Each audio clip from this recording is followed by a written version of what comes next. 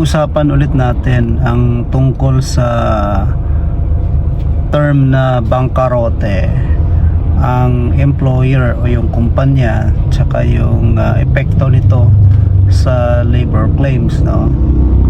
And syempre kung may bayad na separation pay yung mga empleyadong apektado, especially in relation doon sa sitwasyon na nagtayo ng bagong kumpanya. Base ito sa comment ng isang subscriber natin na sa pakiramdam nila bangkarote daw yung kumpanya, tapos nagtayo ng bagong kumpanya, and hindi naman daw totoo na bangkarote, no? So kung may laban daw ba yung mga empleyado sa ganyang sitwasyon kahit na may filing na bankrupt nga.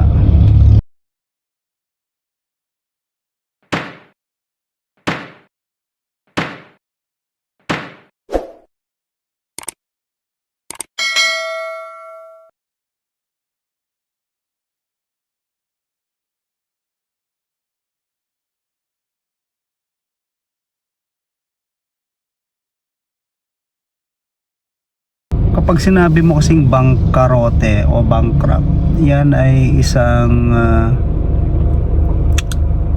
legal concept na pang US yan. Hindi naman yan technically applicable sa Pilipinas kasi wala tayong ganong legal concept. Ang meron tayo dito yung mga insolvency, no? Hindi na makapagbayad ng utang yung isang kumpanya. Kaya wala na siyang capability to meet yung kanyang current obligations.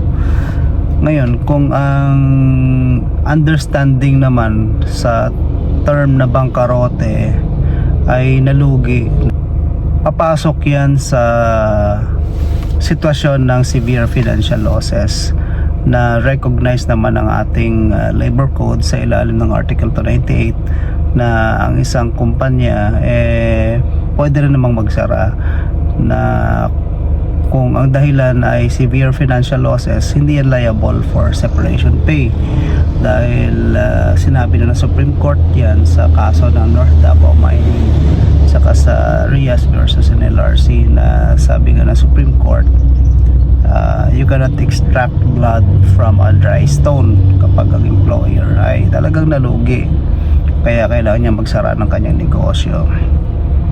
Iyan ay in good faith, walang problema dyan, walang bayad ng separation pay, at walang laban ng empleyado dyan kasi legit yan. Pinatutunayan yan ng audited financial statements kasi makikita naman kung ano ang performance ng kumpanya, ang sitwasyon niya financially, yan sa audited financial statement. Audited dapat ng external auditor yan, hindi ng auditor ng kumpanya mismo.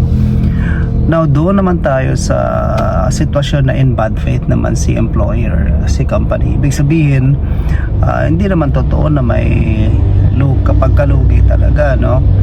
Nag-declare lang ng bangkarote verbally, pero hindi naman supported ng papel, walang audited financial statements.